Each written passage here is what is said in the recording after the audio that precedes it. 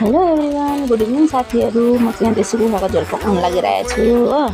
अनि देसी कुखुरा चाहिँ घरमै पालेको छु मैले। अनि त्यही भएर आज चाहिँ मौसम पनि ठन्डा ठन्डा छ भनेर ससुराबालाई बाबा आज कुखुरा काटौँ न भनेर चाहिँ मैले भने नि त। अनि बाबाले कुखुरा काट्नुभयो हो। अन्त यो प्याज हल्का गोल्डन गरेर चाहिँ मासुलाई चाहिँ पहिला खालि मासु मात्रै फ्राई गर्दैछु। मासु यतिको भएपछि चाहिँ त्यहाँबाट यसमा चाहिँ अदुवा लसुन अन्त काँचो जिरा पिसेर राखेको थिएँ त्यही हाल्यो।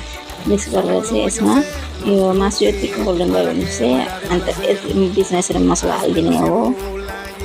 त्यहाँबाट त्यसमा साथमा टमाटर अन्त हरियो खोर्सानी माथिबाट लगाएर चाहिँ हल्का बिचमा मजाले मासु लिएर छोपेर चाहिँ पाक्ने गरी छोपेर अन्त मासुलाई अलिकति माथिबाट हालेर छोपेर राखिदिने हो है। छोपिदिएँ। अब एकछिन बादमा रेडी भयो।